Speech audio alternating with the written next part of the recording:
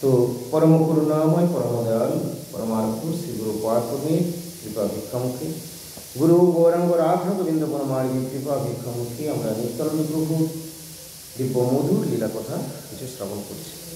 এই নিতাই চাঁদ নিত্যানন্দ প্রভুকে নাইনি হলেন মূল সংকর্ষণ ব্রজের বলাই দাভরে যিনি বলদেব প্রভু তিনি হলেন কলিকালে নিত্যানন্দ প্রভু। তো সেই নিত্যানন্দ প্রভুর কথা বলছেন যে নিত্যানন্দ প্রভু প্রথম বয়স প্রভু অতি সুকুমার, কোল হইতে কারো চিত্তে নাহি এড়িবার, সর্বলোকে পুত্র হইতে বড় স্নেহ বাসে, চিনিতে না পারে কেহ বিষ্ণু মায়া বসে। বিষ্ণু মায়া বসে অর্থাৎ ভগবত ইচ্ছায় বা যোগমায়া দ্বারা আচ্ছাদিত হয়ে রয়েছেন নিত্যানন্দ প্রভু যে সাক্ষাৎ ভগবান, সবাই তাকে বুঝতে সেই মুহূর্তে পারেননি, চিনতে পারেননি, জানতে পারেননি। কিন্তু তথাপি শিশু নিতাইকে যেই কোলে নিত সেই ছাড়তে চাইতো না। শুধু তাই নয়, নিজের পুত্রের চেয়ে অনেক বেশি ভালোবাসত। যদিও নিতাই যে সাক্ষাৎ বলদেব বা সাক্ষাৎ ভগবান এই কথা তারা তখনও সবাই বুঝতে পারেননি, কিন্তু অটোমেটিক যেহেতু নিত্যানন্দ প্রভু ঈশ্বর তত্ত্ব ভগবত বস্তু, এই জন্যে সবার হৃদয়কে তিনি আকর্ষণ করছেন। তাই বলছেন সর্বলোকে পুত্র হইতে বড় স্নেহ বাসে, চিনিতে না পারে কেহ বিষ্ণু মায়া বসে। বিষ্ণু মায়াতে ভগবত ইচ্ছায় দৈবী মায়াতে বা যোগ মায়া দ্বারা আচ্ছাদন করে রেখেছেন, কাউকে বুঝতে দিচ্ছেন না প্রভুর লীলার পুষ্টির জন্য। এখানে বলছেন হেন মতে শিশুকাল হইতে নিত্যানন্দ, কৃষ্ণলীলা বিনা আর না করে আনন্দ। শিশুকাল থেকে নিত্যানন্দ প্রভু সখাদের সঙ্গে তার বাল্য বন্ধুদের সঙ্গে যে খেলাধুলা করছেন, কিন্তু সবসময় সেই খেলার মধ্যে কৃষ্ণলীলা প্রভৃতিগুলি রয়েছে এবং সেই অনুসারে তারাও পারস্পরিক খেলাধুলা করছেন। পিতা মাতা গৃহ ছাড়ি সর্বশিশুগণ, নিত্যানন্দ সংহতি বিহরে সর্বক্ষণ। পিতামাতা রয়েছেন কিন্তু সবসময় পিতামাতা বা ঘর ছেড়ে নিতাই তার বন্ধুদের সঙ্গে আবার সখাদের সঙ্গে যে শিশু বালকরা যারা রয়েছে তাদের সঙ্গে খেলাধুলায় মত্ত রয়েছে নিতাই। এই মতো ক্রীড়া করে নিত্যানন্দ রায়, শিশু হইতে কৃষ্ণলীলা বিনা নাহি ভাই। কৃষ্ণলীলা ছাড়া নিত্যানন্দ প্রভু আর অন্য কোনো খেলাধুলার মধ্যে আনছেন না। শুধু কৃষ্ণলীলা প্রসঙ্গগুলি, ভগবত লীলা যেগুলি হয়েছে, কখনো শ্রীরাম লীলা, শ্রীকৃষ্ণ লীলা, এইগুলো নিয়ে খেলাধুলা করতেন। কিন্তু আমাদের এখানে যেমন ছেলেপিলেরা জয় জাগতিক খেলাধুলায় মত্ত থাকে, তারা জড়ে জাগতিক কিছু পেলেই আনন্দিত হয়ে যায়, কিন্তু নিতাইয়ের ক্ষেত্রে এরকমটা ছিল না।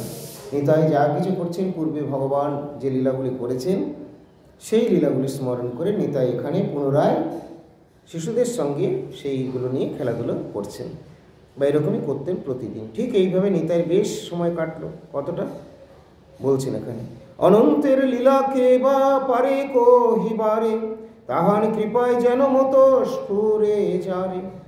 অনন্ত দেব তিনি, এনার অনন্ত লীলা, এনার অনন্ত লীলা কে বা বলতে পারে। দেখুন বৃন্দাবন দাস ঠাকুর এইভাবে বর্ণন করছে। ভক্তের বর্ণনের মধ্যে সবসময় দৈন্য রয়েছে। তাই যিনি অভিন্ন ব্যাসাবতার শ্রী বৃন্দাবন দাস ঠাকুর, তিনিও বললেন না যে আমি সব বলতে পারি। তিনি বলছেন এই অনন্তের অনন্ত লীলা কে বা বলতে পারে, তাহার কৃপায় যেন মতো স্ফুরে যারে। শুধু তিনি যাকে যেরকম কৃপা করেন সেই কৃপাতে যেমন স্ফূর্তি প্রাপ্ত হয়, আমি সেরকমই বলছি বা তিনি সেরকম বলেন, এই কথা বললেন। এর দ্বারা আমাদেরকেও দৈন্য শেখাচ্ছে। ভগবানের এই জিনিস, দৈন্য ছাড়া ভগবানের কৃপা প্রসাদ লাভ হবে না। তাই আমাদের নিজেদের বিদ্যা বুদ্ধি বা পাণ্ডিত্য দিয়ে বা শাস্ত্রের শ্লোক মুখস্থ করে যে আমরা ভগবানকে জেনে যাব, এটা হয় না। এই জন্য শ্রী বৃন্দাবন দাস ঠাকুর বললেন কে তার বর্ণন করতে পারে তিনি যদি কাউকে কৃপা না করেন, অর্থাৎ তার কৃপা চাই। তো তিনি আবার কৃপা কাকে করবেন না, যদি আমরা দিনহীন হই, প্রণত হই, আরতি যদি আমাদের থাকে, আমরা যদি অকপট কৃপা প্রার্থনা করি, প্রভু আমাদের কৃপা করবেন। আমরা যদি মুখে হরিনাম রাখি, যদি আমরা সাধু সঙ্গ করি, গুরুবানুগত্যে যদি আমরা কৃষ্ণ নাম গ্রহণ করি, নিশ্চয়ই আমাদের প্রতি কৃপা পরবশ হবেন। এই মতো ক্রীড়া করি নিত্যানন্দ রায়, শিশু হইতে কৃষ্ণ লীলা বিনা নাহি ভাই।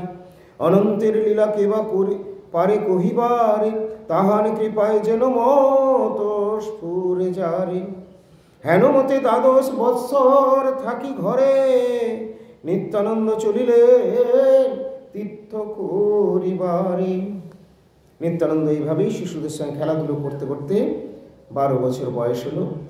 12 বর্ষ 12 বছর পর্যন্ত তিনি এক চক্রায় হাড়াই পদ্মার পুত্র রূপে এক চকা ধামেই তিনি কাটালেন, শিশুদের সঙ্গে বিবিধ খেলাধুলো করে পিতামাতা সকলকে নিয়ে। কিন্তু এরপরে তিনি বেরিয়ে যাচ্ছেন।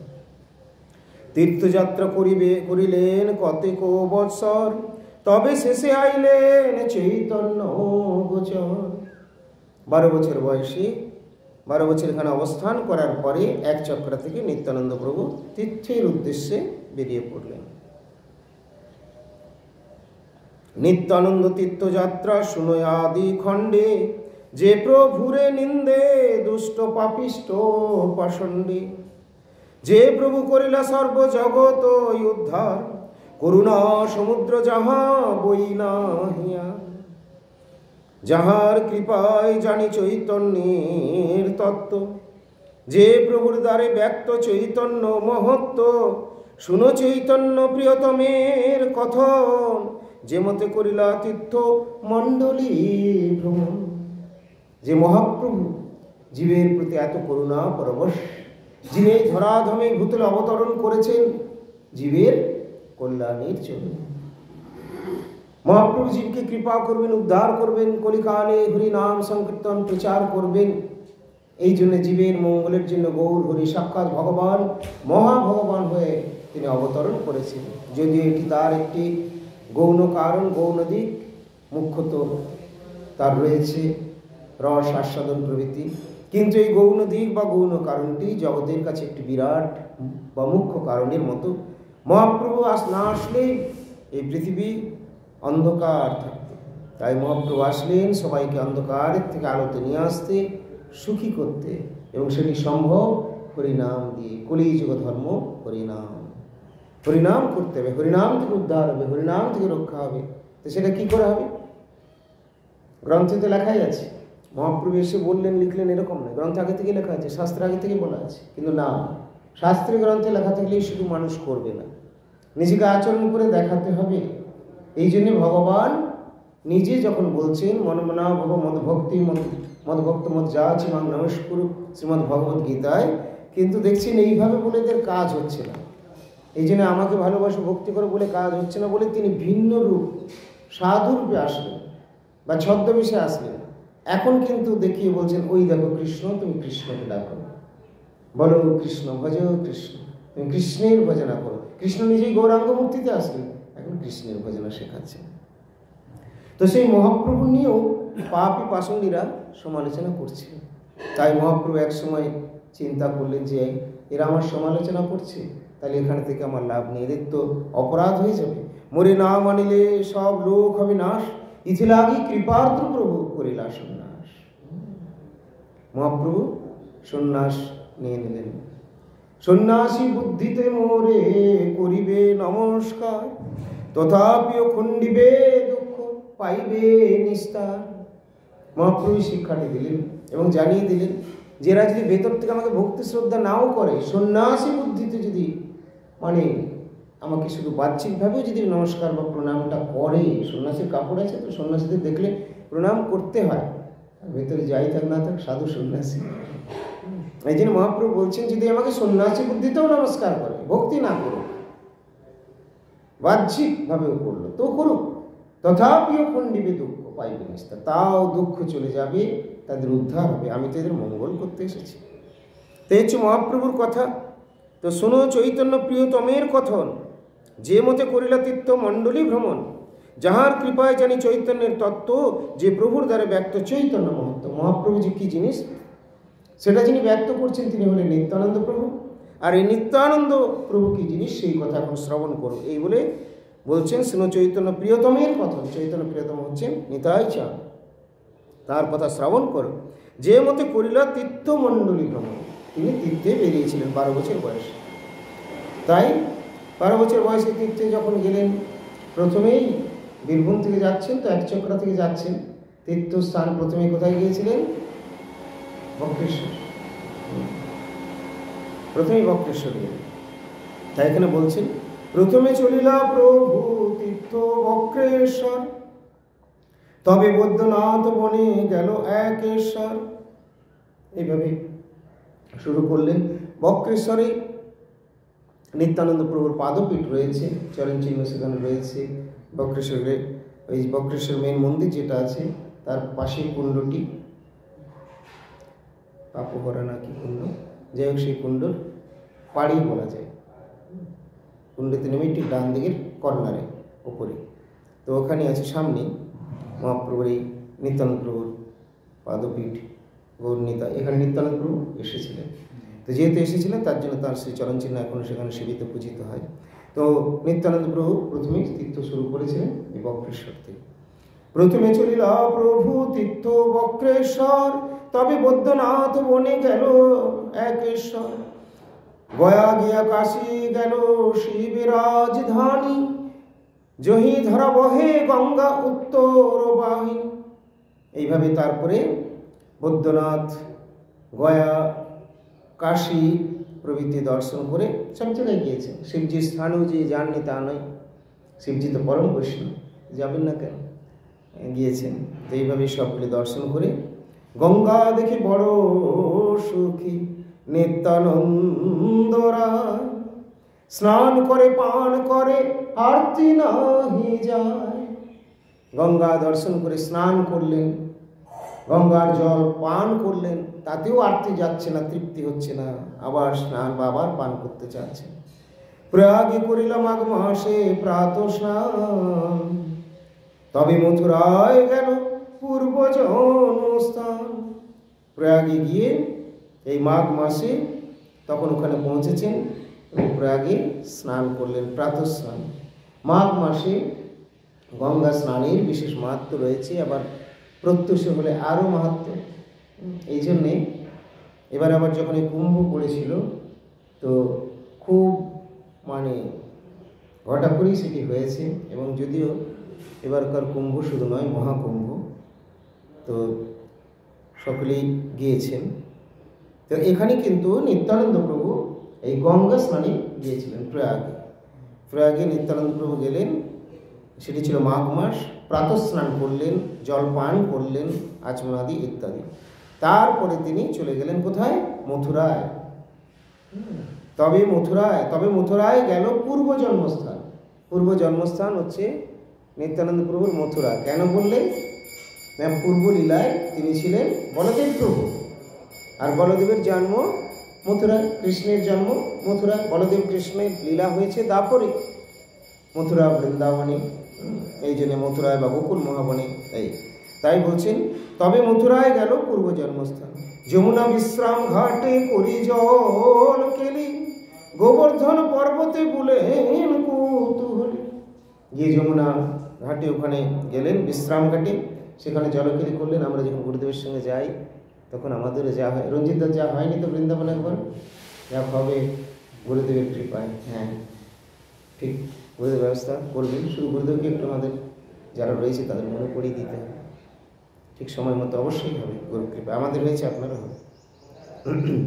তো এখানে বলছেন, যমুনা বিশ্রাম ঘাটে করি জলকেলি, গোবর্ধন পর্বতে বুলেন কুতূহলী। যমুনায় বিশ্রাম ঘাটে জলকেলি করলেন, তারপরে সেখান থেকে আবার চলে গেলেন গোবর্ধন পর্বতে বুলুন কুতূহলী, খুব বুলেন কুতূহলী। সেই পর্বত পরিক্রমা করছেন প্রেমানন্দে। এই বৃন্দাবন আদি যত দ্বাদশ বন, একে একে প্রভু সব করেন ও ভ্রমণ। দ্বাদশ বন রয়েছে বৃন্দাবনে, এই জন্য আমরা কীর্তনে করি না, বনে বনে বনে বনে বনে বনে বনে বনে ভরা। আমরা শুধু বৃন্দাবন বৃন্দাবন নামটাই জানি, কিন্তু বৃন্দাবনের দ্বাদশ বন রয়েছে, আবার উপবনগুলি রয়েছে। বৃন্দাবনের তো বনই সার। এখন টাউন শহর বা এরকমের ব্যাপারটা হয়েছে, কিন্তু তা তো নয়। মানুষ যাচ্ছে বৃন্দাবনে, যারা ট্যুরিস্ট তারা নিয়ে যাচ্ছে, বোর্ডে সাইন বোর্ডে দেখিয়ে দিচ্ছে, এই দেখো লেখা আছে বৃন্দাবন, তোমরা বৃন্দাবন আসলে চলো, দর্শন করে সেখান থেকে আবার নিয়ে চলে গেল। কিন্তু বৃন্দাবন শুধু তো এইটুকুই নয়, ব্রজধাম ব্রজমণ্ডল 84 ক্রোশ রয়েছে। এই নিত্যানন্দ প্রভু এগুলো যাচ্ছেন, দর্শন করছেন, এবং তার মধ্যে বিবিধ বনগুলো রয়েছে। তাল বন আছে, মধু বন আছে, ভান্ডির বন আছে, অশোক বন আছে, কুমুদ বন আছে, আর সব কত কত সব রয়েছে। তো এইভাবে তাই বলছেন বৃন্দাবন আদি যত দ্বাদশ বন, একে একে প্রভু সব করেন ভ্রমণ। গোকুলে নন্দের ঘর বসতি দেখিয়া, বিস্তর রোদন প্রভু করিলা বসিয়া। তবে প্রভু মদন গোপাল নমস্করি, চলিলা হস্তিনাপুর পাণ্ডবের পুরী। এইভাবে গোকুলে এখানে দর্শন করলেন, গোকুলে নন্দের ঘর দেখে খুব সেখানে ক্রন্দন করলেন নিত্যানন্দ প্রভু। তার সেই ভাব, সেই প্রেম জেগে আছে। নিত্যানন্দ প্রভু হচ্ছেন সাক্ষাৎ বলদেব। পূর্ব লীলার কথা মনে পড়েছে, নন্দ বাবার কথা মনে পড়েছে, তাই সেখানে রোদন করছেন। তারপরে তবে প্রভু মদন গোপাল নমস্করি, চলিলা হস্তিনাপুর পাণ্ডবের পুরী। এখানে দর্শনের পরে হস্তিনাপুর পাণ্ডবের পুরী, যেখানে পাণ্ডবগণ অবস্থান করতেন, সেখানে চলে গেলেন। ভক্তস্থান দেখি প্রভু করেন ক্রন্দন, না বুঝে লোক ভক্তি শূন্যের কারণ। বলরাম কীর্তি দেখি হস্তিনানগরে, ত্রাহি হরধর বলি নমস্কার করে। তবে দ্বারকায় আইলেন নিত্যানন্দ, সমুদ্রে করিল স্নান হইলা আনন্দ। এইভাবে হস্তিনাপুর থেকে সেখানেও ভক্তরা বা পাণ্ডবরা যেহেতু অবস্থান করতেন, এবং সেখানেও বলরামের বিভিন্ন লীলা কথাগুলি স্মরণ করে বলদেব অভিন্ন হচ্ছে নিত্যানন্দ, তিনি ক্রন্দন করতে লাগলেন। এইভাবেই তার দর্শনগুলি হচ্ছে, এবং তারপরে তিনি সেখান থেকে কোথায় আসলেন? দ্বারকায়। তবে দ্বারকায় আইলেন নিত্যানন্দ, সমুদ্রে করিলা স্নান হইলা আনন্দ। সিদ্ধপুর গেল যত কপিলের স্থান, মৎস্য তীর্থে মহোৎসবে করিলা অন্নদান। শিব কাঞ্চি বিষ্ণু কাঞ্চি গেল নিত্যানন্দ, দেখি হাসে দুই গণে মহা মহাদ্বন্দ্ব। কুরুক্ষেত্রে পৃথুদকে বৃন্দু সরোবরে, প্রভাসে গেলেন সুদর্শন তীর্থবরে। বিন্দু সরোবর, প্রভাস, এইগুলিতে এখানে আমরা সুদর্শন তীর্থ স্থলী রয়েছে। গুরুপাদ আমাদেরকে নিয়ে গিয়েছিলেন, আমরা স্থানগুলি দর্শন করেছি। অনেকে আবার এখন যেতে আগ্রহী, আবার হয়তো ভবিষ্যতে পরে হবে। ত্রিতকূপ মহাতীর্থ গেলেন বিশালা, তবে ব্রহ্মতীর্থ চক্রতীর্থে চলিলা। প্রতিশ্রোতা গেলা যথা প্রাচী সরস্বতী, নৈমিষারণ্যে তবে গেল মহামতি। তবে গেল নিত্যানন্দ অযোধ্যানগর, রাম জন্মভূমি দেখি কাঁদিল বিস্তর। এইভাবে তিনি নৈমিষারণ্যে গিয়েছিলেন, এবং তারপরে সেখান থেকে অযোধ্যা। গুরুপাদ আমাদেরকে নৈমিষারণ্যেও নিয়ে গিয়েছিলেন। মঠ থেকে যা হয়েছিল, ভবিষ্যতে হয়তো আবার পরে সুযোগ হলে হতেও পারে। এবং তারপরে সেখান থেকে আমরা আবার নিত্যানন্দ প্রভু আবার অযোধ্যায় গেলেন রাম জন্মভূমি দর্শনে। আমাদেরকে গুরুপাদ নিয়ে গিয়েছিলেন, সেখানেও গিয়েছিলাম। তবে গেল গুহক চণ্ডাল রাজ্য যথা মহামূর্ছা নিত্যানন্দ, পাইলেন তথা গুহক চণ্ডাল মাত্র হইল স্মরণ। 3 দিন আছিল নিত্যানন্দ আনন্দে অচেতন, যে যে বনে আছিল ঠাকুর রামচন্দ্র, দেখিয়া বিরহে গড়ি যায় নিত্যানন্দ। তবে গেল সরজু কৌশিকী করি স্নান, তবে গেল পৌলস্থ আশ্রম পুণ্যস্থান। গোমতী গণ্ডকী সোন তীর্থে স্নান করি, তবে গেল মহেন্দ্র পর্বত চূড়পরি। এইভাবে নিত্যানন্দ যে তীর্থস্থানগুলি গিয়েছিলেন, দর্শন করেছিলেন, সেগুলি একটু একটু করে এখানে বর্ণন করছেন। এবং এখনও অনেক বর্ণন রয়েছে, বহু স্থান তিনি দর্শন করেছেন। পুনরায় আবার এসে দ্বিতীয়বার ফিরে এসে আবার তিনি বসছেন কোথায়? না, বৃন্দাবনে অপেক্ষা করছেন। এখানে এসে ব্রজধামী যে নিত্যানন্দ প্রভু কিসের জন্য অপেক্ষা করছেন? না, মহাপ্রভু এখনো কিছু প্রকাশ ঘটালো না, আমার প্রাণের ঠাকুর বহু সুন্দর, তার কিছু প্রকাশ হোক, তাকে সবাই জানুক, তিনি কিছু প্রকাশ করুন, তবে আমি যাবো, নইলে আমি যাবই না। এই করে এসে তিনি মথুরায় বসে রয়েছেন। তারপরে মহাপ্রভু সেটি অন্তর্যামী সূত্রে জানতে পেরে লীলার প্রকাশ করছেন, তখন তিনি ফিরে আসবেন। তো তার আগেই নিত্যানন্দ প্রভু যে তীর্থ পর্যটন যেগুলি চলছিল আমরা কিছু মাত্র আংশিক মাত্র শ্রবণ করলাম, এবং এরপরও এখন অনেক তীর্থস্থানের বর্ণন রয়েছে। এখানে শুধু বর্ণনটা দিগদর্শন দেওয়া আছে, আবার সুন্দরভাবে সেগুলো এক একটা জিনিস নিয়ে যখন আমরা আলোচনা করবো ইন ডিটেলস তখন আরও বেশি রসাস্বাদন হবে। তো আজকের আলোচনায় আপাতত আমি এখানে বিরতি দিচ্ছি। নাম সংকীর্তনমুখী। জয় শ্রী গুরুপাদ পদ্ম কি জয়। হরে কৃষ্ণ কৃষ্ণ কৃষ্ণ হরে হরে, হরে রাম রাম রাম হরে হরে। জয় জয় শ্রী চৈতন্য প্রভু নিত্যানন্দ, শ্রী অদ্বৈত গদাধর শিবাসাদি গৌর ভক্ত বৃন্দ। জয় জয় গুরুদেব, জয় জয় প্রভুজি, জয় জয় জয় প্রভুপাদ, জয় জয় নিত্যানন্দ, জয় জয় মহাপ্রভু, জয় জয় প্রভু জগন্নাথ, জয় জয় রাধারানী, জয় জয় মহারানী, জয় জয় জয় বনমালী, রাধা গোপাল লাড্ডু গোপাল কানু গোপাল, জয় জয় শ্যাম বংশীধারী। হরে কৃষ্ণ কৃষ্ণ কৃষ্ণ হরে হরে, হরে রাম রাম রাম হরে হরে। জয় শ্রী গুরুপাদ পদ্ম কি, শ্রী গুরু গৌরাঙ্গ গন্ধর্বিকা गिरिधारी जीव की। ओम विष्णुपाद परमहंस श्री श्रीमद् भक्ति विजय श्रीधर गोस्वामी ठाकुर की जय। श्री श्री भक्ति माइक भागवत गोस्वामी ठाकुर की। विश्वव्यापी गौड़ीय मठेर मूल प्रतिष्ठित आचार्य श्री भक्ति सिद्धांत सरस्वती गोस्वामी प्रभुपाद की जय। श्री गुरु वर्गो की, भक्त वैष्णव वृंदो की, शापुरकर महाप्रभु की, श्री श्री राधा गोविंद बनमाली जीव की, श्री भक्ति विजय नाम भट्टो की, गौड़ीय समिति की, समिति अंतर्गत सकल मठ तत्व श्री विग्रहगण की, मठाधीश मठाचार्य मुदे परमार्थ श्री गुरुपाद पद्म की, रायपुर श्री गौरांग मठ की, कलियुग धर्म श्री हरिनाम संकीर्तन की, आज के हरिकथा आनंद अनुष्ठान की, निताय गौर प्रेमानंदे हरि हरि।